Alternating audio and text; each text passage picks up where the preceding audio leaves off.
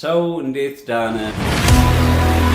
እኛ የእግዚአብሔር ልጆች ሆነን ባልነበርንበት ጊዜ ነው ይልክልን። ፍሪ የተባለበት ምክንያት ርካሽ ስለሆነ አለ። ብዙ ኃጢአትን የሰራ ሰው ሊሆን ይችላል፣ ነፍሰ ገዳይ ሊሆን ይችላል።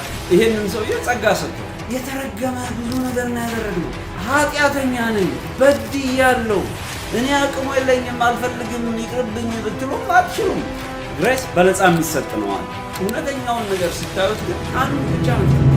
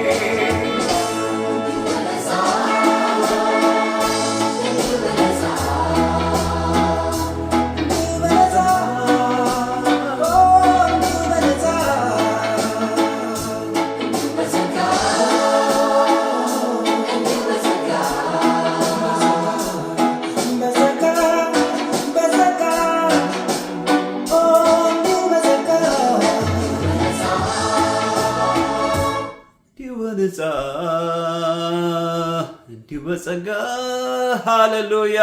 ሰላም ሰላም፣ የኢየሱስ ክርስቶስ የፍቅር ንጉስ ቤተሰቦች እንደምን አላችሁ? እንኳን ወደ ቻናላችን በሰላም መጣችሁ። ላለው ጌታ ይባረክ። የትሽ አዲስ ሰው ነኝ። እንግዲህ ለዚህ ፕሮግራም አዲስ የሆናችሁ ይሄ ቻናል እንግዲህ ኢየሱስ ክርስቶስ የፍቅር ንጉስ ቻናል ይባላል።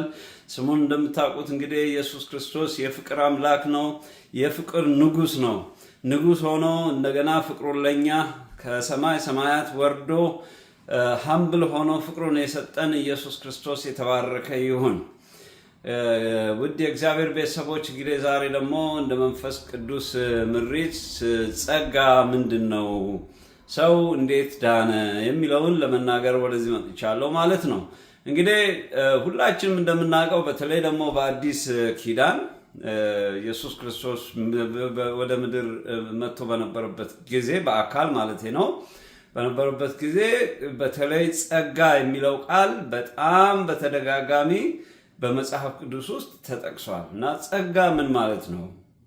ምናልባትም ደግሞ ከዚህ በፊት እኛ በምድር ህይወታችን ላይ ጸጋ የሚለውን ቃል እንዴት ነው የተጠቀምንበት፣ የእግዚአብሔርስ ቃል ደግሞ ጸጋ የሚለውን እንዴት ነው የተጠቀመበት የሚለውን ለማየት ነው የመጣሁት ማለት ነው። ምክንያቱም ለምንድነው ይሄ ቃል በተለይ ባለፈው ሳምንት ስለ ምህረት ለመመስከር ሞክሬያለሁ። በዚህ ቀን ደግሞ በዚህ ሰዓት ስለ ጸጋ ነው መናገር የምፈልገው። እነዚህ ለክርስትና በጣም ምሰሶ ናቸው፣ በጣም ፒላር ናቸው እና የክርስትና ህይወት በእነዚህ የተመሰረተ ነው። ምክንያቱም የእግዚአብሔር ቃል ሲናገር ማንም እንዳይመካ በስራ አይደለም ነው የሚለው። ስለዚህ እግዚአብሔር አንድያ ልጁን ወዶ ሲል ሁሉንም ሰው ነው የወደደው እና ይሄንን ጸጋ ደግሞ ለሚያምንም ለማያምንም ሰው ነው የተሰጠው። የሚገርማችሁ እና ጸጋ የሚለው በቃ ፍሪ ጊፍት ነው። ከማን ነው የተሰጠን? ከእግዚአብሔር ነው። ፍሪ የተባለበት ምክንያት ርካሽ ስለሆነ አይደለም። እግዚአብሔር እኛ አፎርድ ማድረግ ስለማንችል አቅም ስለሌለን ለመክፈል አቅም ስለሌለን እሱ ለኛ ከፈለልን ማለት ነው። ስለዚህ ቀላል ሆነልን ማለት ነው። ስለዚህ የትኛውም ቦታ ላይ አንዳንድ ጊዜ አፎርድ ማናደርገው ወይ ደግሞ አቅም ኖሮን የማንገዛቸውን ነገሮች መንግስት ሰብሲዳይዝ ያደርጋል። ሰብሲዳይዝ ሚንስ ላይ ገንዘብ ይከፍልና ይሄ ገንዘብ ዋጋው ይሄ ሆኖ ሳለ እኔ ግን ግማሹን ስለከፈልኩ እናንተ ደግሞ ግማሹን ክፈሉ ይሏቸዋል ማለት ነው። ለምሳሌ አሁን እዚህ ካናዳ ውስጥ እኔ በምኖርበት አገር የሕክምና ወጪ መንግስት ነው የሚሸፍነው። እንግዲህ መንግስት የካናዳ መንግስት አንዱ ከሚሰጠው እና ካናዳ እንዲሁ ከሚያደርገው አንዱ ምክንያት እና ከሌሎች ሀገር ትንሽ ለየት የሚያደርጋት ካናዳን የሕክምና ነፃ አገልግሎት መስጠቱ ነው። ካርድ ይሰጣችኋል። በዛ ካርድ መሰረት ሄልዝ ካርድ ይባላል ወይ ደግሞ የሕክምና ካርድ ይባላል። ያንን ካርድ ወስዳችሁ ስታሳዩአቸው ማንም ሰው ያለምንም ክፍያ ያክማቸዋል ማለት ነው። ሆስፒታልም ሂዱ፣ ክሊኒክም ሂዱ፣ ማንኛውም ቦታ ላይ ማለት ነው። ስለዚህ ይሄ ማለት ምን ማለት ነው? መንግስት ስለከፈለልን ነው እንጂ እኛ ራሳችን አሁን በራሳችን ገንዘብ እንታከም ቢባል ፍሪ ሊሆን አይችልም። ስለዚህ በጣም ኃይለኛው ዋጋ ነው የምንከፍለው ማለት ነው። ስለዚህ መንግስት ይሄንን ከፈለልን ማለት ነው። እንግዲህ ይሄ በዓለም ውስጥ በምንኖርበት ጊዜ የምናያቸው ነገሮች ናቸው። ሲከፈል ልክ አሁን እንደ ጸጋ ማየት እንችላለን። ስለዚህ አሁን ካናዳ ውስጥ ማንም ሰው የካናዳን የመኖሪያ ፍቃድ እስካገኘ ድረስ ነዋሪ እስከሆነ ድረስ ይሄ ሰርቪስ ወይ ደግሞ ይሄን አገልግሎት የማግኘት መብት አለው። ስለዚህ ካናዳን ከሌሎች ሀገሮች ትንሽ ለየት የሚያደርገው አንዱ ምክንያት ይሄ ነው። ምክንያቱም ቀላል አለ። በተለይ ደግሞ አሁን በኔ እድሜ ላለ ሰው ወይ ደግሞ በኋላ እያረጀ ለሚሄድ ሰው ደግሞ ምክንያቱም ያው እድሜያችን የገፋ በሄደ ቁጥር ያው ሰውነታችንም ያረጀ ብዙ ነገር ሰርቪስ ይፈልጋል። ስለዚህ ያ ማለት ምን ማለት ነው? የሕክምና ወጪያችን በጣም ሃይ የሆነ ይሄዳል ማለት ነው። ስለዚህ በእንደዚህ አይነት ሁኔታ ላይ እንዲህ አይነት ፕሪቪሌጅ ማግኘት ቀላል አይደለም፣ በጣም ትልቅ እድል ነው። እና ይሄ ግን በጣም የሚገርማችሁ ይሄ የምነግራችሁ ነገር ግን ለትንሽ ጊዜ በምንኖርበት ህይወታችን ጊዜ ነው። ምናልባትም ደግሞ ለዘላለም ደግሞ ይሄንን ጊፍት እሰጣለሁ የሚል ሰው ሲገኝ ደግሞ በጣም ደስ አይልም? ይሄ ደግሞ እንግዲህ በኢየሱስ ክርስቶስ ደግሞ ለዘላለም ያንን ጊፍት ሰጠን። ጸጋ የሚለው ጊፍት። ስለዚህ በጸጋው ድናችኋል አለ። በቃ በእምነት ሰው እግዚአብሔርን ሲቀበል ኢየሱስ ክርስቶስ የግል አዳኜ ነው፣ ኢየሱስ ክርስቶስ ከዘላለም እሳት ያድነኛል ብሎ ኢየሱስ ክርስቶስን ከልቡ አምኖ በአፉም ከመሰከረ ይድናል ነው የሚለው። ስለዚህ ምን ማለት ነው? ይሄ ጸጋ የሚለው ነገር ለሁሉም ነው የተሰጠው። ምናልባት ሰውየው ብዙ ኃጢአትን የሰራ ሰው ሊሆን ይችላል፣ ነፍሰ ገዳይ ሊሆን ይችላል፣ ብዙ አይነት በቃ በእግዚአብሔር ፊት በጣም አጸያፊ የሚባሉ ኃጢአቶችን የሰራ ሰው ሊሆን ይችላል።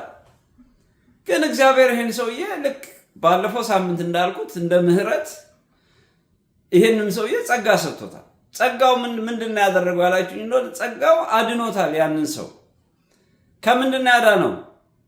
ከኃጢአት ሞት አድኖታል። ስለዚህ ወደ ዘላለም ህይወት እንዲገባ አድርጎታል ማለት ነው። ስለዚህ ይሄ ጊፍት ጸጋ የሚለው ወይ ደግሞ ግሬስ ይባላል በእንግሊዝኛ፣ ይሄ በነፃ የተሰጠ ነው።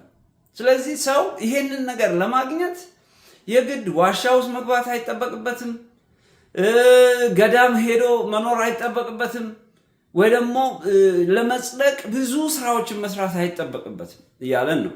ስለዚህ ቀላል ነው፣ ፍሪ ነው፣ ምንም የምትከፍሉበት ነገር የለም። ዛሬ ላይ እኮ ምድር ላይ ስታዩት እኮ አንድ ቦታ ላይ ዛሬ ቻናል ራሱ አሁን ዩቲዩብ ቻናል ላይ ራሱ አንድ ጥሩ የሆነ ፕሮግራም የሚያዘጋጁ ሰዎች አባል ሁኑ፣ ይህን ያህል ክፈሉ ይላሉ። ለሜምበርሺፕ እንኳን እንድንከፍል ይጠይቁናል። አያችሁ፣ ያ ማለት ምን ማለት ነው? በቃ ምንም ነገር ፍሪ የሚባል ነገር አይኖርም እያሉን ነው። እግዚአብሔር ግን ለእኛ የሰጠው ነገር በጣም ፍሪ ነው። እግዚአብሔር ውሃን በነፃ ሰጥቶን ሳለ እንደገና ለውሃ እንከፍላለን። እግዚአብሔር አየርን በነፃ ሰጥቶን ሳለ ሆስፒታል ስንገባ ምናልባት ሪስፓራቶሪ ፕሮብለም ሲኖረን የመተንፈስ እንትን ሲኖረን ያንን ኦክሲጅን እንደገና ተከፍሎ ነው ያ ኦክሲጅን እንደገና የሚገጠምልን። እግዚአብሔር በነፃ የሰጠውን ነው እንደገና እኛ በምድር ላይ ያለን ሰዎች እንደገና ገንዘብ የምናስከፍልበት ማለት ነው። አያችሁ፣ እግዚአብሔር በጣም ሩህሩህ አምላክ መሆኑን የምታውቁት ብዙ ነገር በነፃ ነው የሰጠን። እኛ ግን ያንን ነገር ሪኮግናይዝ ስለማናደርገው ወይ አቢዩዝ እናደርገዋለን ወይ ደግሞ ሚስዩዝድ እናደርገዋለን፣ በትክክል አንጠቀምበትም። ስለዚህ አሁን ጸጋ የሚለው ምንድነው? ኢየሱስ ክርስቶስ በምድር ላይ ሲመጣ ለሰዎች የሰጠው ነገር ምንድነው ያላችሁኝ እንደሆነ ሰዎች ወደ እሱ መንግስት እንዲገቡ በጸጋው ሰዎችን አዳነ። ይሄ ጸጋ ደግሞ ለማን ነው የተሰጠው ያላችሁኝ? ለሚያምንም ለማያምንም ሰው ነው የተሰጠው። ሰው ያንን ጸጋ አድሚት ሲያደርግና ወደ እግዚአብሔር መንግስት ሲገባ ያን ጸጋው አክቲቬት ይሆናል ማለት ነው። ስለዚህ አንድ ነገር ኢንስቶል ተደርጓል፣ ውስጣችን አለ አይደለም እንዴ? ልክ አሁን ለምሳሌ መብራት አለ ቤታችን ውስጥ አይደለም? የመብራት ኃይል አለ፣ መብራት ተገጥሟል፣ የመብራት ኃይል አለ። ማብራት የሚጠበቅብን እኛ ነን። ማንን? ስዊቹን ወይ ደግሞ ማብሪያና ማጥፊያውን እኛ ፕሬስ ስናደርገው አክቲቬት ማድረግ እንችላለን። ስለዚህ እግዚአብሔርም ለሁሉም ሰው ነው ይህንን ጸጋ የሰጠው፣ ለአማኞች ብቻ አይደለም፣ ለማያምኑም ሰዎች ይህንን ሰጥተዋል። እግዚአብሔር ለተቀበሉት ለእግዚአብሔር ልጆች ሆነው ለተቀበሉት ነገር ሁሉ ለበጎ እንደሚደረግ እናውቃለን ይላል መጽሐፍ ቅዱስ። ይሄ ምንድነው የሚሆነው? ሰው ያንን ማብሪያና ማጥፊያ ለምሳሌ ፕሬስ ሲያደርግ ብርሃን ማግኘት ይችላል ማለት ነው። ስለዚህ ኢየሱስ ክርስቶስን ወደ ህይወታችን ስናመጣውና አክቲቬት ስናደርግ ያ በኢየሱስ ክርስቶስ ውስጥ ያለውን መብራት ማየት እንጀምራለን፣ በመብራት መኖር እንጀምራለን ማለት ነው። መብራት አለን። ችግሩ ግን ስዊቹን ፕሬስ ካላረግ ነው ወይ ደግሞ መብራትና ማጥፊያውን ካልነካ ነው መብራት አይመጣም። ምን ዋጋ አለው መብራት አለን ብንል አብርተን ካልተጠቀምንበት እንደማለት ነው። ስለዚህ እግዚአብሔርም በልጁ በኢየሱስ ክርስቶስ አማካኝነት ይሄንን ግሬስ ሰጥቶናል። ይሄንን ጸጋ እኛ መቀበል ካልቻለን ምንድነው የሚሆነው ማለት ነው? መብራት አለን፣ ችግሩ ግን በጨለማ ነው የምንኖረው። ለምን? ማብራት ስላልቻለን እንጂ እግዚአብሔር ሰጥቷል፣ ለሁሉም ነው። ምክንያቱም መጽሐፍ ቅዱስ ሲናገር ዓለምን ሁሉ ወዷልና ነው የሚለው። ይሄ ክርስቲያን ነው፣ ይሄ እስላም ነው፣ ይሄ ሂንዱ ነው፣ ይሄ ምናምን ነው አላለም። እግዚአብሔር የሰጠው ለሁሉም ነው። ለሁሉም በምድር ላይ ላለ ሰው ሁሉ ሰጥቶታል። አሁን እነዛ ሰዎች ያንን ግሬስ የተቀበሉት ያንን ጸጋ ለተቀበሉት ሰዎች እግዚአብሔር ምን ሰጥቷቸዋል? የልጅነት ስልጣን ሰጥቷቸዋል ይላል። ስለዚህ ለነዚህ ሰዎች የልጅነት ስልጣን ስለሰጣቸው ፌቨር ይደረግላቸዋል። ፌቨር ይደረጋል። ፌቨር ማለት ምን ማለት ነው? ሁሉ ጊዜ አድሎ ይደረግላቸዋል። ቦነስ ይሰጣቸዋል። አንድ ድርጅት ላይ ወይ ደግሞ አንድ የሆነ ቦታ ላይ አባል ስንሆን በአባልነታችን ብቻ የምናገኛቸው ፕሪቪሌጆች አሉ። የምናገኛቸው ብዙ ጥቅማ ጥቅሞች ይኖራሉ። ቅድሚያ የሚሰጠን ብዙ ነገር አለ። ለምን? አባል ስለሆንን። ስለዚህ በእግዚአብሔር መንግስት በክርስቶስ በኩል ወደ እግዚአብሔር መንግስት ስንገባ ነገሮች ሁሉ ለኛ ለበጎ ይደረጉልናል። ለዚህ ነው የእግዚአብሔር ቃል የእግዚአብሔር ልጆች ሆነው ለተጠሩ ነገር ሁሉ ለበጎ እንደሚደረግ እናውቃለን ይላል ጳውሎስ። ይሄ ማለት ምን ማለት ነው? አንድ ማንኛውም ነገር በህይወታችን በሚመጣበት ጊዜ we are secured፣ በቃ ጋራንቲድ የሆነ ላይፍ ነው የምንኖረው። ይሄ እኔ ራሴ እንግዲህ መስካሪ ነኝ፣ ምስክር ነኝ። የእግዚአብሔር ቃል እንዴት እንደሚሰራ በህይወቴም ልመሰክርም ነው ወደዚህ ቻናል የመጣሁት። ምስክር ነኝ ብዙ ጊዜ ብዬ የምናገረው ለዚህ ነው። ፌቨር ይመጣል። ነገሩ እናንተ ሳትሞክሩት ሳታደርጉት ዝም ብሎ ከመሬት ብቻ የሆነ ነገር ብቻ ምክንያት ፈልጎ እናንተ የምትፈልጉት ነገር ውስጥ በህይወታችሁ ውስጥ ያ ነገር ይመጣል። በጣም ብዙ ምሳሌዎች ልሰጣችሁ ይችላል። የእግዚአብሔር መንግስት ወደ ህይወታችሁ ሲመጣ በክርስቶስ አማካኝነት የማታስቡት ነገር ወደ እናንተ በኤክስፔክት በማታደርጉት መንገድ ይመጣል። ያ ማለት ነው እግዚአብሔር ጸጋው እናንተ ላይ እንደፈሰሰ የምታዩት የዛ ጊዜ ነው። ይሄንን አንድ ጊዜ ሜንሽን ላድርግላችሁ። ይቅርታ፣ አሜሪካ በነበርኩበት ጊዜ ወረቀት የለኝም፣ ምክንያቱም መስራት አልችልም። ታሪኬን ደጋግሜ ተናግሬያለሁ። በዛ በነበርኩበት ጊዜ እግዚአብሔር አንዳንድ ጊዜ ከህጋዊ ነገር ላይ ያወጣችሁና የእሱን ግሬስ የሚያሳያችሁ ጊዜ አጋጣሚ አለ። ያ ማለት ህገወጥ ሰው እግዚአብሔር ይደግፋል እያልኳቸው አለም። ግን በአጋጣሚ እናንተ በማታውቁት ነገር ወይ ደግሞ ምንም ኤክስፔክት ባላረጋችሁት ነገር ከህግ ውጭ በምትወጡበት ጊዜ እግዚአብሔር የራሱን ግሬስ ለእናንተ የሚለቅበት ጊዜ አለ። ያ ፌቨር ታዲያ እኛ ሪኮግናይዝ ካላረግነው የእግዚአብሔር እንደሆነ ካላወቅነው እንተላለፋለን ከዛ ግሬስ ጋር። ለምንድን ነው ይሄን የምላችሁ? ብዙውን ጊዜ እግዚአብሔር እኛን ሊጠራ ሲፈልግ የተለያየ ነገር ይጠቀማል። ያ ማለት ምንድነው? ግሬሱ ወይ ደግሞ ጸጋው እኛ የእግዚአብሔር ልጆች ሆነን ባልነበርንበት ጊዜ ነው የሚልክልን። የሱ ፍጥሮች በነበርንበት ጊዜ እንግዲህ ሁለት ዲፍረንስ አለው። የእግዚአብሔር ፍጡር መሆንና የእግዚአብሔር ልጅ መሆን ልዩነት አለው። ምክንያቱም በአዳም ጊዜ የተፈጠረው ሰው ሁሉ የአዳም ፍጡር ነው። በክርስቶስ ግን የዳነው የእግዚአብሔር ልጅ ነው። ይሄንን የሚለው ማን ያላችሁ እንደሆነ የእግዚአብሔር ቃል መጽሐፍ ቅዱስ ነው ይሄንን የሚናገረው። ምክንያቱም የእግዚአብሔር ልጆች አሉ ይላል፣ የእግዚአብሔር ልጆች ያልሆኑ ደግሞ አሉ ማለት ነው። ልጅ የሚለው በጣም ትልቅ ትርጉም ያለው ነው። ይሄንን በጣም እንድናየው ያስፈልጋል። ምክንያቱም ብዙ ሰው የሚሳሳትበት ትልቁ ሰው ብዙ ሰው የሚሳሳትበት እኛ ሁላችንም የእግዚአብሔር ልጆች ነን ብሎ ሰው ይደመድማል። ምክንያቱም ከእግዚአብሔር የመጣ ነው፣ የአዳም ልጆች ነን ይላል። እውነት ነው፣ የአዳም ልጆች ነን። ችግሩ ግን የእግዚአብሔር ቃል ደግሞ የሚለው በአዳም ውስጥ የነበሩት የአዳም ዘር በኃጢአት ምክንያት ከእግዚአብሔር ጋር ስለተቆራረጠ የልጅነት ስልጣኑን አጥቷል ነው የሚለው። ከዛ በኋላ ግን ኢየሱስ ክርስቶስ ከአብ ጋር ከአባት ጋር አስታረቀን። ልጅ ከአባት ጋር ይጣላል።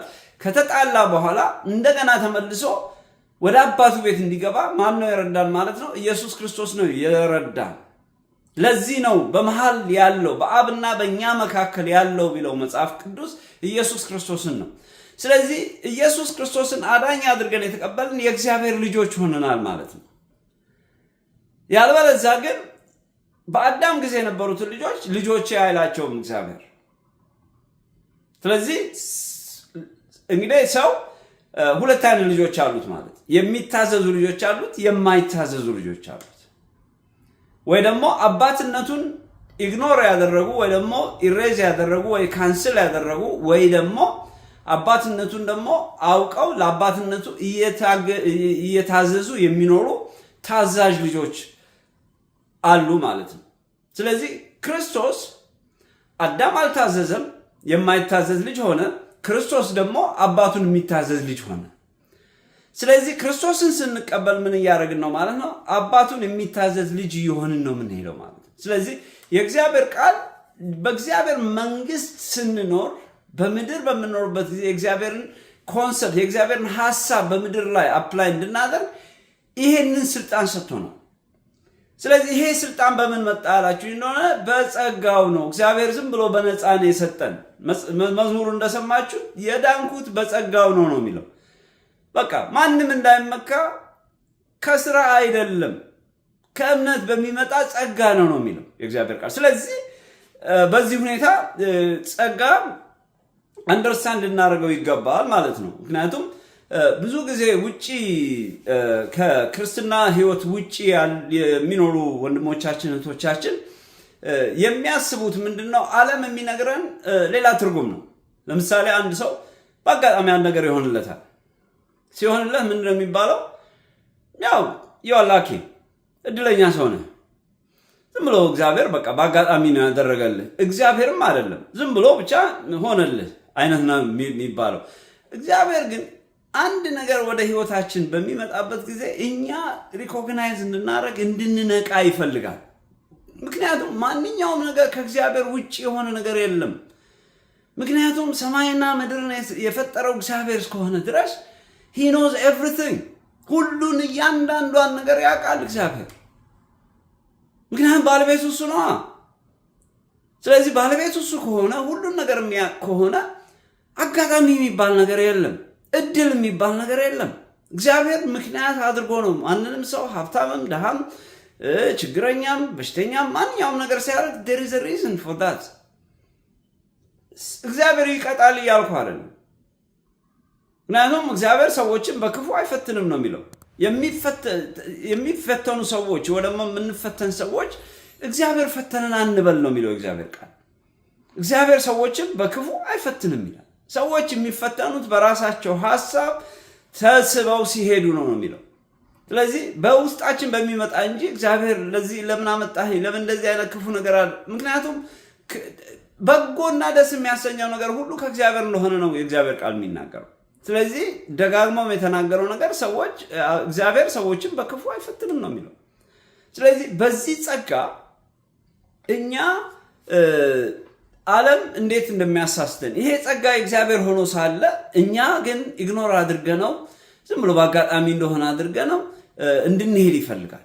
ስለዚህ ዛሬ እኔ ወደዚህ የመጣሁበት መንፈስ ቅዱስ እንድናገር የፈለገው በእንደዚህ አይነት ሁኔታ የምታልፉ ሰዎች ይሄ ጸጋ የእግዚአብሔር እንደሆነ አውቃችሁ ወደ ክርስቶስ ትኩር ብላችሁ ተመልክታችሁ ከዛ በኋላ ኢየሱስ ክርስቶስን አዳኝ አድርጋችሁ የዚህ መንግስት አባል ሁኑ እያልኳችሁ።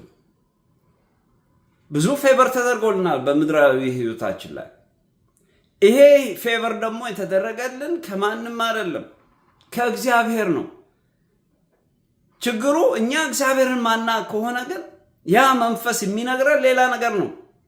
ለዚህ ነው ብዙ ሀብታሞች ዛሬ ላይ በጣም ብዙ ሀብታም የሆኑ ሰዎች የእግዚአብሔርን ስም የማይጠሩ ብዙ ሰዎች አሉ።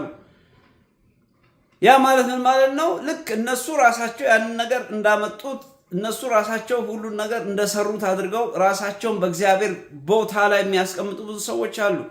እንዴት ያሳዝናል! ሁላችንም እኩል ነው የተፈጠርነው። እኩል ጊፍት ነው የተሰጠን እግዚአብሔር። ሰው በሚለው እንትን ሁላችንም ውስጥ መክሊት አለ። ችግሩ አክቲቬት ማድረግና ያለ ማድረግ ጉዳይ ነው። አክቲቬት ያላደረግናቸው ብዙ ነገሮች አሉ። ምድር ላይ እኮ እግዚአብሔር ብዙ ሪሶርስ ነው የሰጠን።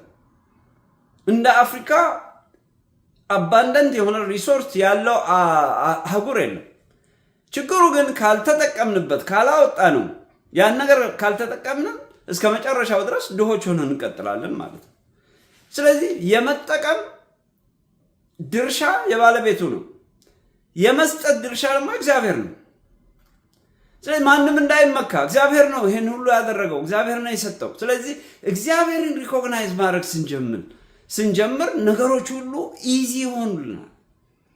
ስለዚህ ዛሬ ቅድም እንዳልኳችሁ እንግዲህ ስለ ግሬስ ነው ወይ ደግሞ ስለ ጸጋ ነው የምናገረው። ምክንያቱም ይሄ ጸጋ በተለይ በአዲስ ኪዳን በጣም ትልቅ የሆነ ትርጉም ያለው ስለሆነ ሚስ እንዳናደርገው። ምህረት፣ ጸጋ፣ ፍቅር እነዚህ በጣም ለክርስትና ህይወት ምሰሶ ናቸው። ስለዚህ በክርስትና ህይወታችን ውስጥ እነዚህ ሚስ ካደረገን በቃ የምንኖረው ዓለማዊ ኑሮ ነው ማለት ነው። ስለዚህ ለዚህ ነው ወደዚህ መንፈስ ቅዱስ የመራኝ ማለት ነው። ስለዚህ አሁን በግሪክ ምንድን ነው የሚለው? ግሬስ የሚለው ሃሪ ነው የሚለው። ሃሪ ይላል በግሪክ ቋንቋ። እንግዲህ መጽሐፍ ቅዱስ ብዙዎቻችሁ እንደምታውቁት እንግዲህ ግሪክ አለ፣ ላቲን አለ፣ ሂብሮ አለ። በእነዚህ ብዙ ቃላቶች ከነዚህ ከሶስቱ እና አራሚክ የሚባል ሌላም ቋንቋ አለ።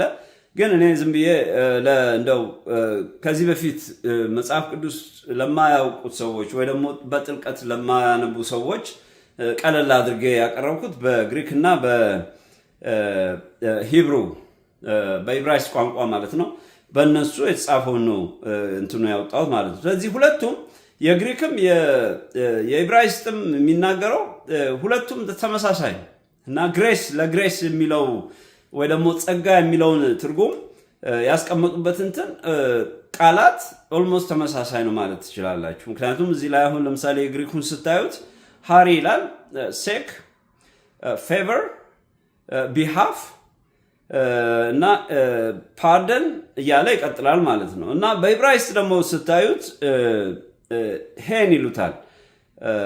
ያ ደግሞ ፌቨር ይላል፣ ቢዩቲ ይላል፣ ቻርም ይላል፣ ግሬሽስ ኤንድ ሃቭ መርሲ ይላል። ምህረት ማድረግ፣ ይቅርታ ማድረግ የሚለውን ወደ ምህረት ይጠጋጋል ማለት ነው። እዚህ ላይ ግን ምህረት አንድ ሰው ካጠፋ በኋላ የሚሰጠው ነው። ባለፈው ሳምንት እንደተናገርኩት ጥፋት አለ ማለት ነው። ከጥፋት በኋላ ነው ምህረት የሚመጣው። ይሄ ግን ጥፋት ሳይኖር ነው ጀስት ዝም ብሎ በነፃ የሚሰጠው ማለት ነው። ስለዚህ እግዚአብሔር በማንኛውም ላጠፋም ሰው ላላጠፋም ሰው ሰጥቶታል ይሄንን ግሬስ። ስለዚህ ለምንድን ነው ይሄን የምላችሁ? እዚህ ላይ እንደውም ግሬስ ኢዝ ፍሪ ይላል። ግሬስ በነፃ የሚሰጥ ነው አለ። ከዛ ምን ይላል? አንኤርንድ በስራ የሚገኝ አይደለም። አንኤርንድ ጊፍት ፍሮም ጋድ ፎር ብሊቨርስ ኤንድ ነን ብሊቨርስ ይላል። እግዚአብሔር ያለ እውቀት ያለ ስራ የሚሰጥ ለአማኞችም ለአማኝም ላልሆኑት በነፃ የሚሰጥ ነው ይላል። ስለዚህ ይሄ ግሬስ ለሁለታችንም ነው የተሰጠው። ስለዚህ ጀስት የእግዚአብሔርን ቃል ለሚያውቁ ብቻ ይሄ ተሰጠ ብላችሁ እንዳታስቡ። ስለዚህ በጌታ የሌላችሁ ኢየሱስ ክርስቶስን አዳኝ አድርጋችሁ ያልተቀበላችሁ ይሄ ግሬስ ለእናንተም ነው። ስለዚህ ይሄንን ግሬስ ይሄንን ጸጋ ተቀብላችሁ በኢየሱስ ክርስቶስ ውስጥ በኢየሱስ ክርስቶስ መንግስት እንድትኖሩ ግብዣውን መንፈስ ቅዱስ ይሰጣቸዋል ማለት ነው። ስለዚህ አሁን እንግዲህ ይሄንን ካልኩ በኋላ ዓለም የነገረን የጸጋ ህይወት ይሄንን ይመስላልና በጸጋ በምድር ላይ በምንኖርበት ጊዜ ቅድም እንዳልኳችሁ ብዙ ነገር without our ከኛ ፍላጎት ውጪ ወይ ደግሞ ከኛ እይታ ውጪ ወይ ደግሞ ከኛ ጥረት ውጪ ያገኘናቸው ብዙ ነገሮች አሉ።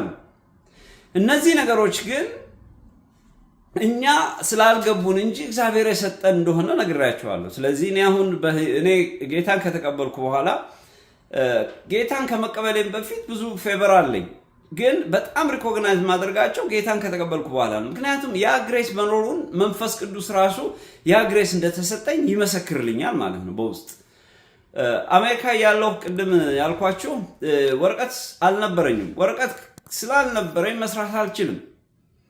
እግዚአብሔር ግን ያንን እንደ ኤክስኪውዝ አይደለም የሚቆጠረው። ምክንያቱም እኔ በማወቅም ባለማወቅም ያን ነገር አድርጌዋለሁ። እግዚአብሔር ግን ጀስት በምህረቱ ወይ ደግሞ ጸጋውን ስለሰጠኝ ብቻ እሱ ከአንድም ሁለትም ሶስትም አራትም ስራ ይሰጠኝ ነበር። ከትንሽ ጊዜ በኋላ የስራ ችግር አልነበረብኝም። አሁን እግዚአብሔር ፌቨር እያደረገልኝ እንደሆነ ገባኝ። ያ ፌቨር ግን ለምንድን ነው የሚያደርግልኝ? ለምንድን ነው እግዚአብሔር ለእኔ የሚያዳላው? ምክንያቱም ብዙ እኔ በነበርኩበት ጊዜ በዲቪ የሚመጡ ከኢትዮጵያ ከተለያዩ ቦታ የሚመጡ ሰዎች ነበሩ እና እነዛ ሰዎች ዶክሜንት ኖሯቸው ስራ የሚያጡበት ጊዜ ነበር።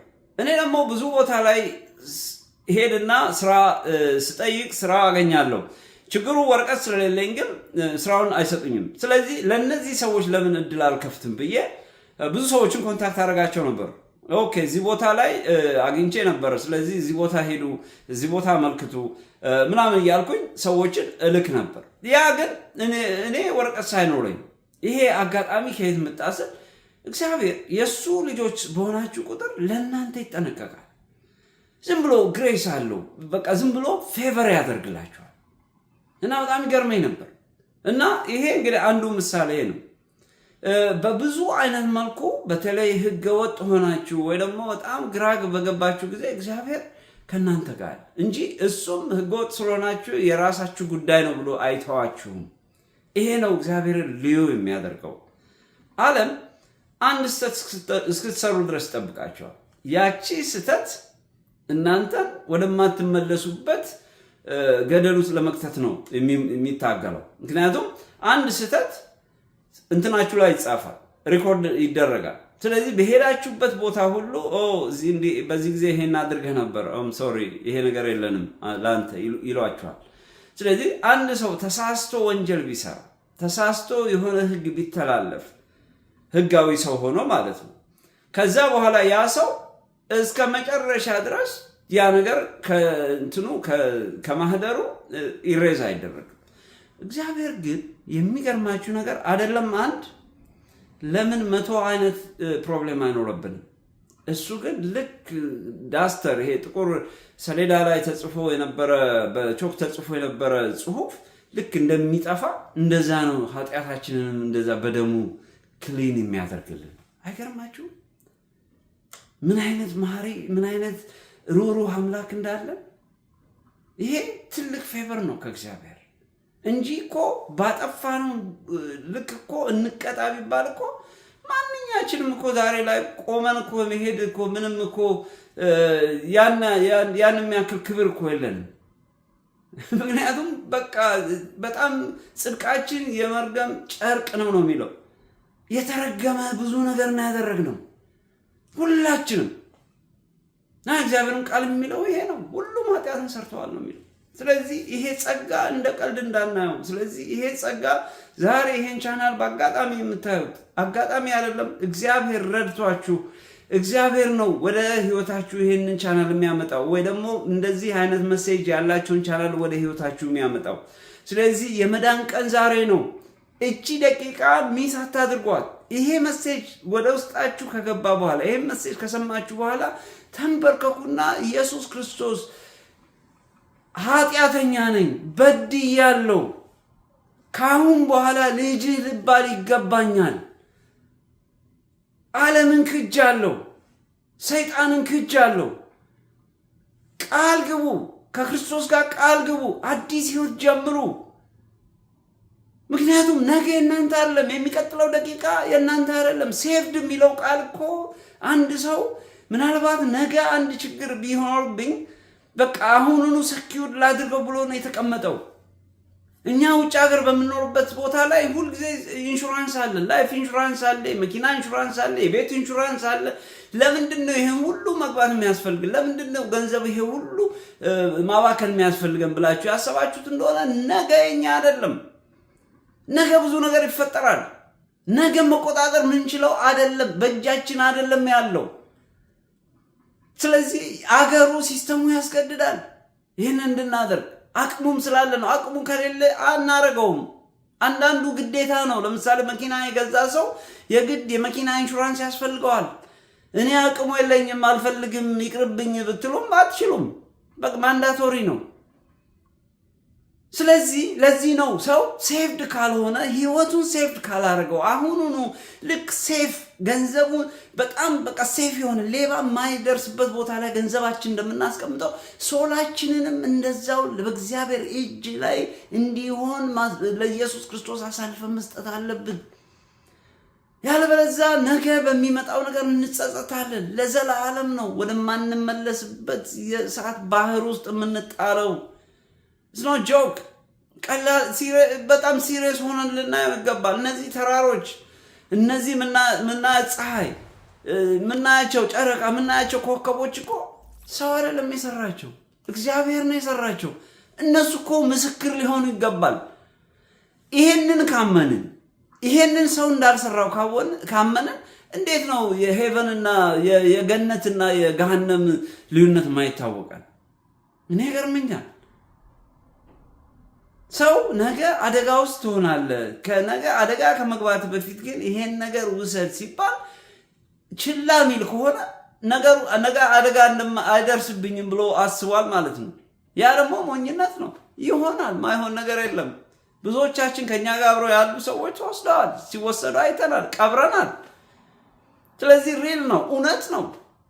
ሰው ከእውነት ጋር መኖር ካልቻለ በጣም ከባድ ነው የሚሆነው። ስለዚህ ይሄን ካልኳችሁ እንግዲህ የእግዚአብሔር ቃል ስለ ጸጋ ምን ይላል? እንግዲህ ይሄ ጸጋ በኢየሱስ ክርስቶስ ወይ ደግሞ በአዲስ ኪዳን ብቻ ይጻፋልን። በአዲስ ኪዳን ኢየሱስ ክርስቶስ በጸጋው አድናችኋል ስለሚል እንጂ ይሄ ጸጋ እግዚአብሔር በብሉይ ኪዳንም በኦልድ ቴስታመንትም የነበረ ነው። ስለዚህ ምን ይላል እዚሁ ላይ እንግዲህ ከመዝሙረ ዳዊት ላይ መዝሙረ ዳዊት ምዕራፍ 103 ቁጥር 8 ላይ ነው እያነበብኩ ያለሁት። ምን ይላል? እግዚአብሔር መሐሪና ይቅር ባይ ነው። እግዚአብሔር መሐሪና ይቅር ባይ ነው፣ ከቁጣ የራቀ ምሕረቱም የበዛ ነው ይላል። ይሄ ለምንድነው ምንድነው የሚለው? ምሕረቱ የበዛ ነው ማለት ያጠፋም ያላጠፋም እግዚአብሔር ለሁሉም ነው ይሄንን የሰጠው እያለ ነው። ዳዊት ነው ይሄንን የሚናገረው። እንደገና ደግሞ ትንቢተ ኢሳይያስ ምዕራፍ 10 ቁጥር 18 ላይ ደግሞ ስታዩት ምን ይላል? እግዚአብሔርም የፍርድ አምላክ ነውና ስለዚህ እግዚአብሔር ይራራላችሁ ዘንድ ይታገሳል፣ ይምራችሁም ዘንድ ከፍ ከፍ ይላል፣ እርሱም በመተማመን የሚጠባበቁት ሁሉ ብፁዓን ናቸው ብሎ ይናገራል። ይሄ የሚናገርበት ሪዝኑ ምንድን ያላችሁኝ እንደሆነ ሁልጊዜ እግዚአብሔር ሰዎችን በራሱ መንገድ ለሰዎች ምን ይሰጣል ማለት ነው? ጸጋን ይሰጣል። ይሄ በፊትም የነበረ ነው። በማን ጊዜ ነው ይሄ? ይሄ እንግዲህ በትንቢተ ኢሳይያስ ነው ያነበብኩላችሁ በኦልድ ቴስታመንት ላይ። እንደገና በሶስተኛ ወደ እንትን ጋር ስንመጣ ወደ ኤፌሶን ደግሞ ወደ አዲስ ኪዳን ላይ ስንመጣ ምን ይላል? የኤፌሶን ሰዎች ምዕራፍ 2 ከ8 እስከ 9 ድረስ ነው አሁን ማነባው። ጸጋው በእምነት አድኗችኋልና ይህም የእግዚአብሔር ስጦታ ነው እንጂ ከእናንተ አይደለም፣ ማንም እንዳይመካ ከስራ አይደለም ይላል። ኤፌሶን ላይ ነው ይሄ የሚናገረው። ያ ማለት ምንድነው? እግዚአብሔር ዝም ብሎ በእምነት ስላመንን ብቻ እግዚአብሔርን ስላመንነው ብቻ በማመናችን ደስ ብሎት የሚሰጠን ጸጋ ነው እንጂ ሰዎች በጣም ቅን ከመሆናቸው የተነሳ ወይ ደግሞ በጣም እግዚአብሔርን ከመወደዳቸው የተነሳ የሚሰጥ አይደለም እያለ ነው። ስለዚህ አንዳንዶቻችሁ በዚህ ሰዓት ጌታን ያልተቀበላችሁ እኔ እንኳን ከእግዚአብሔር ጋር ምንም ፌቨር የሚያደርግልኝ አይመስለኝም ብላችሁ ያሰባችሁ ሰዎች ምንም እግዚአብሔር የእንጀራ ልጅ የለውም፣ ሁላችንም እኩል ነን። ስለዚህ ይሄ ጸጋ ለሁላችሁም ነው የተሰጠው እያለን ነው። እንግዲህ ይሄ በአዲሱ ኪዳን ነው ማነብላችሁ። ለሚቀጥለው ደግሞ አሁንም ወደ ሮሜ ሰዎች ጳውሎስ የጻፈው ደብዳቤ ነው። ምዕራፍ 5 ቁጥር 15 ላይ ነው ይሄን ደግሞ ማነበው እና ምን ይላል? ነገር ግን ስጦታው እንደ በደሉ መጠን እንደዛው አይደለም።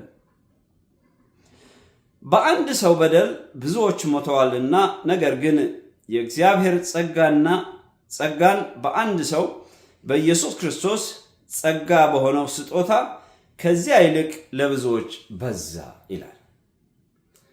ስለዚህ በማ በኩል? በኢየሱስ ክርስቶስ በኩል። ስለዚህ እንደ በደላችን አይደለም፣ እንደ ኃጢአታችን አይደለም፣ ለሁሉም እኩል ነው የሰጠው እግዚአብሔር። እንጂ ከሌ ይሄም በጣም ስላጠፋ ምናምን ብሎ አይደለም። ስለዚህ ለሁላችንም እኩል ነው የሰጠን እያለ ነው። እንደገና ደግሞ በአዲስ ኪዳን በጢሞቴዎስ እንትን ላይ መጽሐፍ ላይ ምን ይላል?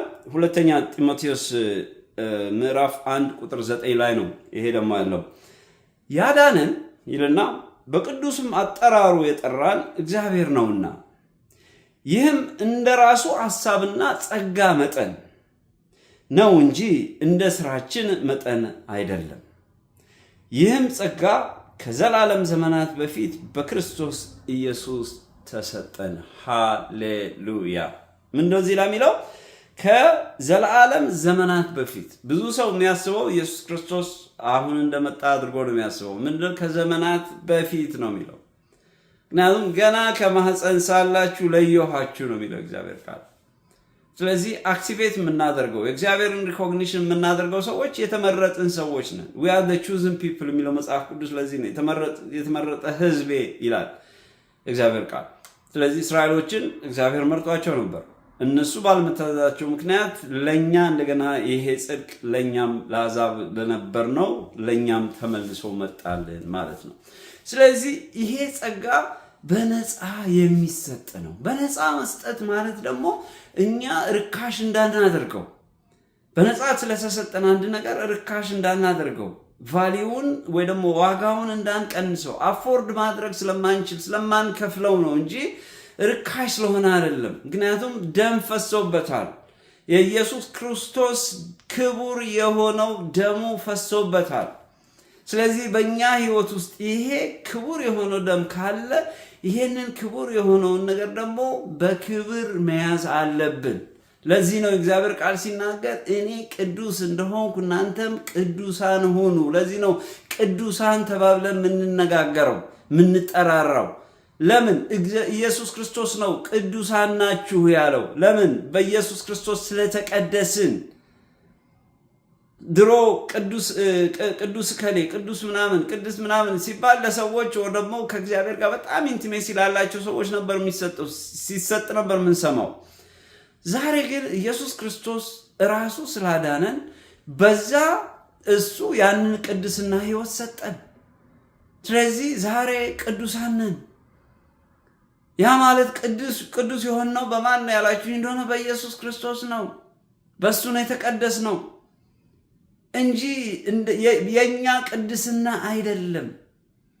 ብዙ ጊዜ ሰው የሚያስበው በፍጹም እንዲህ አይነት ፐርፌክሽን ላይፍ እንዴት ሊመጣ ይችላል? እግዚአብሔር ካልሆነ በስተቀር ሰው ሁሉን ነገር በቃ ፐርፌክት አድርጎ ሊቀጥል ይችላል ወይ ብሎ ሰው ያስባል። እውነት ነው፣ ትክክል ነው። ለዚህ ነው ክርስቶስም የመጣልን። ለምን? ስለማንችለው። ሁሉን ነገር ችለን አንችልም። አንደበታችንን ተቆጣጥረን በቃ ማንኛውንም አይነት እንግዲህ አይደለም እኮ በአመታት በህይወት ዘመናችን ክሊል ለማድረግ አይደለም በአንድ ደቂቃ ውስጥ ወይ ደግሞ በአንድ ሰዓት ውስጥ እኮ እግዚአብሔርን ሳንበድልበት የቆየንባቸው ደቂቃዎች አሉ ማለት አይቻልም። ብዙ አሉ። በብዙ ነገር እግዚአብሔርን እንበድላለን፣ የእግዚአብሔርን ቃል እንተላለፋለን። ለዚህ ነው ክርስቶስ ጸጋውን የሰጠን። ያ ጸጋ ግን በመንፈስ ቅዱስ ያድነናል፣ ያግዘናል። ለዚህ ነው እኮ ስንሳሳት ነው አንተ እግዚአብሔር ልጅ አይደለህም እንዴ? በኢየሱስ ክርስቶስ የዳንክ አይደለህም እንዴ? ቅዱሳን አይደለህም እንዴ? ይሄ እኮ ካንተ አይጠበቅም። ማንም አይደለም የሚላችሁ። በጣም የሚገርማችሁ መንፈስ ቅዱስ ውስጣችሁ ያለው መንፈስ ቅዱስ ነው ይሄንን ንግግር የሚናገረው። ከውስጣችሁ ያለው ሰው ይሄን ሲናገር በጣም ነው ሾክ የሚያደርጋችሁ። ስለዚህ ሰው ከውጭ እስኪናገራችሁ ድረስ መጠበቅ አይጠበቅባችሁ። ለዚህ ነው ክርስቶስ እኔ ብሄድ ይሻላችኋል፣ ወደ እውነትም ሁሉ የሚመራችሁን መንፈስ ቅዱስ እልክላችኋለሁ፣ እሱም ወደ እውነት ሁሉ ይመራችኋል ያለን። ያለበለዚያ እኛ ሁልጊዜ በመሰለን ነው የምንጓዘው። ለዚህ እኮ ነው የምንጣላው እኮ። ብዙዎቻችን የምናስበው ሁልጊዜ እኔ ትክክል ነኝ ነው፣ ያም ትክክል ነው፣ እሷም ትክክል ነኝ ትላለች፣ ያም ትክክል ነው ይላል። ማን ነው ታዲያ? ትክክለኛ ነገር እኮ አንድ ብቻ ነው። ግን 10 ሰዎች ትክክል ነን ካሉ በራሳቸው መንገድ ሄደው ከተናገሩ ዛት ሚን 9 ተሳስተዋል ማለት ነው። ስለዚህ ከዛ ውስጥ አንድ ሰው ነው ትክክለኛ ሆነ። ለዚህ ነው በዓለማችን ውስጥ ብዙ አይነት እምነቶች አሉ። ግን እነዚህ እምነቶች ሁሉ የኔ ትክክል ነው የኔ ትክክል ነው ይላሉ። ግን እውነተኛውን ነገር ስታዩት ግን አንዱ ብቻ ነው ትክክል። እሱም ኢየሱስ ክርስቶስ የእግዚአብሔር ቃል። ኢየሱስ ክርስቶስ እኛን ሊያድን የመጣው የኢየሱስ ክርስቶስ የሱ ቃል የእግዚአብሔር ቃል ይሄ ብቻ ነው ትክክል። ከዚህ ውጪ ያለው ግማሹ ከዚህ ኮፒ የተደረገ ነው፣ ግማሹ ከሌላ ቦታ ለሰው እንደሚመች ተደርጎ የተቀመጠ ለአእምሮ እንዲመች ተደርጎ የተቀመጠ ነው። ማን ነው ይሄን ያደረገው ያላችሁት? የዚህ ዓለም ገዢ ሰዎችን ይጠቀማል። ስለዚህ ይሄን ብታደርጉ እኮ በቀላሉ ወደ ገነት ልትገቡ ትችላላችሁ። ይሄን ብታደርጉ በቀላሉ እኮ በእንደዚህ ሁኔታ የዘላለም ሕይወት ታገኛላችሁ ብሎ ሰዎችን አታሏቸዋል። እኔ ዛሬ ይሄንን በኮንፊደንስ ወጥቼ የምነግራችሁ ነገር ብዙ ዓመት አይቼዋለሁ። ብዙ ዓመት ፕራክቲስ አድርጌዋለሁ። ብዙ ዓመት። ምክንያቱም አንድ ነገር በተለይ ደግሞ እንደሚሰራና እንደማይሰራ በተግባር ቴስት አድርጋችሁት ነገርየው በትክክል እንደሚሰራ ካወቃችሁ በኋላ ነው ለሌሎች ሰዎች ሪኮመንድ የምታደርጉት እንጂ ስለሰማችሁት ብቻ አይደለም። ሰው ሰምቶ ሊናገር ይችላል። እኔ ግን ምስክር ነኝ ያልኩት ለምንድን ነው? ራሴ በህይወት ዘመኔ ውስጥ አይቼዋለሁ። ምንም ነገር በሌለኝ ጊዜ እግዚአብሔር በራሱ ጸጋ ሲያኖረኝ አይቼዋለሁ። ብዙ ሰዎች ደግሞ በእንደዚህ አይነት ሁኔታ ከኔ በበለጠ የእግዚአብሔርን ቸርነት የእግዚአብሔርን ጸጋ አይተውታል። ስለዚህ እነዚህ ሰዎች ይህንን ካዩ ሁላችንም እየወጣን እንመሰክራለን። እግዚአብሔር የተባረከ ይሁን። ለምን? ሌሎች ሰዎች ብዙ ፌቨር ተደርጎላቸው እግዚአብሔር ሪኮግናይዝ ማያደርጉ ብዙ ሰዎች ስላሉ። ስለዚህ እነዚህ ሰዎች እናንተ አይደላችሁም ይህን ያደረጋችሁት፣ ወይ ደግሞ ከሌ አይደለም። እግዚአብሔር ፌቨር አድርጎላችሁ ነው እንጂ ከሌሎች ስለተለያችሁ አይደለም። ያንን ፌቨር ደግሞ ካላወቃችሁት ለዘላለም የሚሆነውን ነገር ነው ሚስ የምታደርጉት። ይሄ ምድራዊ ህይወታችን አጭር ነው። ምናልባት ዛሬ ላይ በቃ ትንሽ እንደው ሞቅ ሲለን ዘላለም የሚመስለን ብዙ ሰዎች አለን፣ ምንሳሳት። ግን ዓለም ባጨበጨበልን ጊዜ በጣም ጠንቀቅ ብለን ማየት አለብን። ለምን?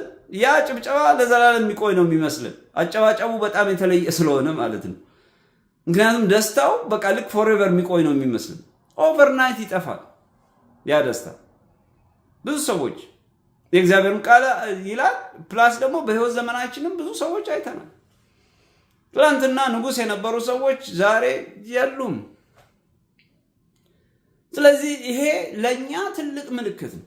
ስለዚህ ከማጋ ነው መጣበቅ ያለብን? ከእግዚአብሔር ቃል ጋር ነው። ክቡር ከሆነው ከእግዚአብሔር ቃል ጋር በቃ መሪያችን፣ ንግግራችን፣ ቮካብለሪያችን፣ አካሄዳችን ሁሉን ነገር ለእግዚአብሔር ክብር አድርጉት ይላል። እኔ ወደዚህ ቦታ ስመጣ ኮት ክራባት ምናምን በደንብ ቂቅ ብዬ መመጣው ለኦዲየንሱ አይደለም፣ ለእግዚአብሔር ክብር ስል ነው። ሰው ወደ እግዚአብሔር ቤት በሚገባበት ጊዜ ወደ እግዚአብሔር ዙፋን ጋር በሚቀርብበት ጊዜ ለእግዚአብሔር የሚገባውን ክብር በንግግርም ይሁን በአለባበስም ይሁን በአካሄድም በማንኛውም ነገር ማሳየት አለበት። ምክንያቱም የእግዚአብሔር ቃል ስለሚል የምታደርጉትን ነገር ሁሉ ለእግዚአብሔር ክብር አድርጉት ይላል። ምክንያቱም እኛ የመንግስት ልጆች የእግዚአብሔር መንግስት ልጆች የምናደርገው ነገር ሁሉ ለእግዚአብሔር ክብር ነው ማድረግ ያለብን። ብዙ ጊዜ አሁን ቸርች ላይ ሰዎች እንደፈለጉ አድርገው ምናምን ሲሉ አዝናለሁ አንዳንድ ጊዜ። ግን ይሄ ራሴ ምልከታ ነው፣ ግን መጽሐፍ ቅዱስ ስለሚል ነው። እግዚአብሔር የሚገባው አለባበስ ይሄ ነው። ለእግዚአብሔር ክብር የሚገባው ንግግር ይሄ ነው። ለእግዚአብሔር ክብር የሚገባው ሽብሸባ፣ አምልኮ ይሄ ነው እላለሁ እና በጣም ያስደነግጠኛል። ለምንድን ነው ይሄ የምላችሁ? ይሄ ነገር ከገባኝ በኋላ በጣም ሲሪየስ ነው መሆኑ። አንዳንድ ጊዜ ሰዎች እንደ ፓስተር ለብሰሃል እኮ ምናምን ይሉኛል። አዎ ከፓስተርም በላይ ለብስ ይገባል። ምክንያቱም የምንሄደው እኮ ትልቁን ኪንግ ለማየት ነው እኮ። ወደ ትልቁ እግዚአብሔር ቤት እኮ ነው የምንሄደው። ወደ ቤተክርስቲያን ስንሄድ ሰው እኮ የሚሄድበት ቦታ ላይ የሚለብሰው አለባበስ እኮ የሚሄድበትን ቦታ ምን ያህል ሪስፔክት እንዳደረገው እንዳላደረገው ያስታውቃል። ከሚሄድበት ቦታ ጋር ነው የሰውየው አለባበስ፣ አነጋገር፣ አበጣጠር፣ ማንኛውም ነገር የሚሄደው። ስለዚህ ሰው ወደ እግዚአብሔር ቤት በሄደ ቁጥር በምንሄድበት ወደ እግዚአብሔር ፊት በሆንን ቁጥር ለእግዚአብሔር የሚገባውን ክብር መስጠት አለብን። እኔ ቆሜ የማገለግለው ለእግዚአብሔር ክብር ስለሆነ ነው። ሳደክመኝ ቀርቶ አይደለም። እግዚአብሔር በዛ እድሜ ላይ ሲያስቀምጠኝ ደግሞ መቆም በማልችልበት ጊዜ እግዚአብሔር ያውቃል። ስለዚህ አደርጋለሁ። ግን አቅም እስካለኝ ድረስ ለእግዚአብሔር ክብር ማድረግ የሚገባኝን ነገር ሁሉ አደርጋለሁ። ማልችለውን አልችልም፣ ግን የምችለው ምንም አይነካም። አሁን ኮትና ክራባት ወር ሸሚዝ ምናምን አድርጌ ስለመጣሁኝ ምንም አይነካም። የእግዚአብሔርን ክብር ግን ከፍ ስለማደርግ ደስ ይለኛል። እኔን ለማሳየት አይደለም፣ የእግዚአብሔርን ክብር ነው። ለምን? የእግዚአብሔር ቃል የሚለው ለዛ ስለሆነ ነው። ስለዚህ በተሻላችሁ መጠን ቅዱሳን በምናደርገው ነገር ሁሉ የእግዚአብሔር ክብር የሚታይበት የቱ ነው? ምክንያቱም እኛ እኮ የእግዚአብሔር ክብር ነን። የእሱን ክብር ለማሳየት የመጣን ሰዎች ነን። የምንኖረውም በምድር የምንመላለስበትም ሪዝኑም ይሄ ነው። ስለዚህ በሄድንበት ቦታ አነጋገራችን፣ አካሄዳችን፣ ሁሉ ነገራችን የእግዚአብሔርን ክብር ማሳየት አለበት። ሰዎች እኛን ሲያዩ እግዚአብሔር ከኛ ጋር እንዳለ ማወቅ አለባቸው። ቅዳሜ ዕለት ለአውትሪች ወጥቼ ነበር። ቅዳሜ በወር 2 ጊዜ እወጣለሁ። ሰዎችን ዋን ቱ ዋን ስለ እግዚአብሔር ለመናገር ከእግዚአብሔር ቤተሰቦች ጋር ምናምን እገናኛለሁ። ሞል እወጣለሁ፣ ዳውንታውን ሄዳለሁ ምናምን እና ሰዎችን አገኛለሁ። እና አንድ ወገኔን አገኘው። ያ ሰው እንግዲህ በሌላ እምነት ውስጥ ነው ያለው ያ ሰው። እና መጀመሪያ ላይ ዝም ብዬ ሰላም አልኩት። ሰላም ስለው ደስ አለው። ሰላምታ እኮ እግዚአብሔር ነው እና ብዙ ሰው ሰላም አይልም አለ። በጣም የሚገርም ነገር፣ ሰውም አንዳንድ ጊዜ ሰው ላይ አትፍረድ። ምክንያቱም ሰውም እኔም ቢሆን አንዳንድ ጊዜ አእምሯችን ተይዟል፣ በብዙ ነገር ተይዟል፣ በብዙ ነገር ተወጥሯል። አጠገብ ያለውን ሰው እንኳን የማታይበት ጊዜ። ኢትዮጵያ ውስጥ ነፃ ነን ሁላችን። ስለዚህ እንጫወታለን፣ እንደፈለግን እናደርጋለን። እዚህ ግን ሰው የሚቀጥለውን ቢል እንዴት ነው የሚከፍል የሚቀጥለው ምናምን እንደዚህ። ምክንያቱም አንድ ሰዓት የሆነ ነገር ከጨረሳቸው የሚቀጥለው ሌላ ነገር አለ። ለዚህ ነው እንጂ በክፋትም አይደለም። እኔ መጀመሪያ ላይ በጣም እንትን ላይ ነበር። በኋላ ግን ሰዎችን ስረዳና ሲስተሙን ሲገባኝ ሰዎችን ብሌም ማድረግ ተውኩኝ። እና እንደዚህ ነው ምናምን ብዬ ከሰው ጋር ትንሽ ጨዋታ ጀመርን ምናምን እንደዚህ እንትን ስንል ስለ ዓለም ምናምን እንደዚህ እንትን አድርጌ እንግዲህ የኔ ሚሽን ምንድነው? ያው የእግዚአብሔርን ቃል ለማሳየት ነው። ግን የሆነ ነገር ስናገር አንተ ግን አለኝ ሰውየው፣ ሁኔታ ግን ለሰላምታ ሳይሆን ለሌላ ነገር የመጣ ይመስላል አለኝ። እንዴት ለሰላምታ ማለት እኔ እኮ እንደዚህ ምናምን ብዬ ያው ወደ እግዚአብሔር ቃል ስመጣ አይ በቃ እዚህ ጋር ተወኝ፣ እኔ ራሴ እምነት አለኝ፣ ፕሊዝ እዚህ ጋር ተወኝ አለ። ምን አልኩ ስለው አይ አቦኩ በቃ ሁኔታህን ሳየው አካሄድህ እነዛ ማርያምን የካዱት አይነት ሰዎች ትመስለኛለህ አለኝ። እኔ ማርያምን አልካድኩም። ማርያም ኢየሱስ ክርስቶስ እናት ነች እና እሱን አልካድኩም። እኔ ግን አሁን የምነግርህ የእግዚአብሔርን ቃል ነው፣ ስለሱ ነው የምናገረው ምናምን ስለው በጣም በቃ እንትን አደረገ እና በቃ እኔ እንግዲህ ሪላክስ ላደርግ ነው የመጣሁት፣ እባክህ ተወኝ፣ በቃ እኔ ሰላም ፈልጋለሁ ምናምን አለ። አይ ኢየሱስ ክርስቶስም እኮ ሰላም ይዞ ነው የመጣው ምናምን አልኩት ማለት ነው። እና ምን ልላችሁ ፈልጌ ነው የምንሄድበት የምናደርጋቸው ነገሮች ሁሉ ሌሎች ሰዎች እንዲያዩት፣ ምክንያቱም የእሱ ክብር ነው። በቃ አሁን እኔ ዝም ብዬ ስለማይረባ ነገር ተናግሬ ከዚህ ሰው ጋር መለያየት የለብኝም። ስለዚህ ለእግዚአብሔር መናገሬ እሱን ኢየሱስ ክርስቶስን ሜክ ሹር መቀበሉን አለመቀበሉን ወይ ደግሞ ስለ ወንጌል እውነት ለሰውየው መንገር አለብኝ። ከተቀበለ ተቀበለ፣ ካልተቀበለ ደግሞ ያሱ እንትን ነው። በእኔ በኩል ግን የሚጠበቅብኝ ኦፈር ማድረግ ነው። እና እንደዚህ አይነትም ነገሮች ያጋጥሙናል። ስለዚህ በምንሄድበት ቦታ ሁሉ የትኛውም ኮንቨርሴሽን ወዴት ነው መሄድ ያለበት? ወደ እግዚአብሔር ቃል ነው መሄድ ያለበት። የትኛውም አየር ሊሆን ይችላል፣ ኢኮኖሚ ሊሆን ይችላል፣ ፖለቲክስ ሊሆን ይችላል፣ ኤኒቲንግ። ከዛ በኋላ ወደ እግዚአብሔር ቃል ታመጧቸውና ከዛ ፖይንት ኦፍ ቪው መናገር ስትጀምሩ ሰዎች አንተ አይ ቲንክ ከነዛ አይነት ሰዎች አንዱ ነህ ምናምን ይሏቸዋል ማለት ነው። ያ ደግሞ ደስ ሊላችሁ ይገባል፣ ልትናደዱበትም አይገባም። ለምን? የእግዚአብሔርን ክብር ነው ማሳየት ያለብን በምንሄድበት ቦታ ልላችሁ ነው። እና ጌታ ይባረክ። እንግዲህ ይሄ ሜሴጅ እንግዲህ ይሄ ነበር እስካሁን የተናገርኩት። በእርግጠኝነት መቼም በጌታ ለሌሉ ሰዎች ትልቅ ትርጉም አለው ብዬ አስባለሁ። እና በዚህ ሰዓት ኢየሱስ ክርስቶስን አዳኝ አድርጋችሁ አልተቀበላችሁ፣ ዛሬም እንደ ትላንትናው ኢየሱስ ክርስቶስ የመሐሪ አምላክ ነው፣ የጸጋ አምላክ ነው። ጸጋው ሁል ጊዜ አላጠረም፣ ጸጋው ለዘላለም ነው ይላል ቅድም እንዳነበብ ነው። ስለዚህ ዛሬም እንደገና ግብዣ ያደርግላችኋል ማለት ነው። ኢንቪቴሽኑ ሁል ጊዜ አንኤክስቴንድድ ነው። በቃ ሶሪ ኤክስቴንድድ ነው። ምንም የሚቆም አይደለም፣ እስከ መጨረሻው ድረስ የሚቀጥል ነው። ያ ማለት ግን ነገ አደርገዋለሁ ብላችሁ እንትን የምትሉ አይደለም። ችግሩ እንትኑ ሊሚት የለውም። ችግሩ ግን የኛ ህይወት ሊሚት አለው። ስለዚህ የሆነ ቦታ ላይ ልንቆም እንችላለን። ስለዚህ ይሄንን ሪስክ አትውሰዱ። በኢየሱስ ክርስቶስ ኢየሱስ ክርስቶስን አዳኝ አድርጋችሁ ያልተቀበላችሁ ሰዎች ዛሬውኑ በዚች ደቂቃ ተቀበሉ ዘንድ በእግዚአብሔር ፍቅር እለምናችኋለሁ። ተንበርከኩና እንዲህ በሉ፣ ኢየሱስ ክርስቶስ የእግዚአብሔር ልጅ በድያለሁ፣ ኃጢአተኛ ነኝ። ጌታ ሆይ እባክህ ይህንን ኃጢአቴን በደምህ ታጥብ ዘንድ ወደፊትህ መጥቻለሁ። ጌታ ሆይ እጠበኝ፣ እነጻለሁ፣ እንደ በረዶም ነጭ ሆናለሁ። ጌታ ሆይ አግዘኝ። በእውነት በራሴ አልችልም፣ አንተ ግን በሕይወቴ ከመጣ ይቻላል ሁሉ። የእግዚአብሔር ቃል ይሄንን ስለሚል አምናለሁ። ጌታ ሆይ ወደ ልቤና ወደ አእምሮዬና ወደ እይታዬና ኢየሱስ ክርስቶስ የእግዚአብሔር ልጅ አዳኜ እንደሆንክ አምናለሁ፣ እቀበልሃለሁ። ከዚህ በኋላ ሕይወቴ በአንተ ይመራል። ከዚህ በኋላ ሕይወቴ በአንተ ቃል ይሄዳል። ኢየሱስ ክርስቶስ የእግዚአብሔር ልጅ፣ ከአንተ ውጪ ሌላ ማንንም አላምንም። ከዚህ በኋላ ዓለምን ክጃለሁ፣ ሰይጣንን ክጃለሁ። ኢየሱስ ክርስቶስ አዳኝ ሁነኝ። አንተ የዘላለም ሕይወቴ ትሆናለህ። ወደ ሕይወቴ ና። አምናሃለሁ፣ እወድሃለሁ። አንተም ጌታ እንደሆንክ እናገራለሁ። መንፈስ ይንካኝ በዚህ ሰዓት። ጌታ ሆይ ወደ ቤቴ ና። ጌታ ሆይ እርዳኝ፣ አስበኝ። ደካማ ነኝ እንደ ቃል ጌታ እግዚአብሔር። እናንተ ደካማ የሆናችሁ ሸክም የከበዳችሁ ኑ ወደ እኔ እንዳል ጌታ እግዚአብሔር ሆይ ይህ ዓለም ከብዶኛል። ጌታ ሆይ እርዳኝ፣ አስበኝ። የኔን ሸክም አንተ ተሸከም። ጌታ ሆይ አምናሃለሁ፣ ወድሃለሁ። በምትወደው ልጅ በኢየሱስ ክርስቶስ ስም ጸለይኩ፣ አሜን። እንዲህ ብላችሁ ብትለምኑ እግዚአብሔር መንፈስ ቅዱስን ይልክላችኋል። ሕይወታችሁን ለዘላለም ይቀየራል።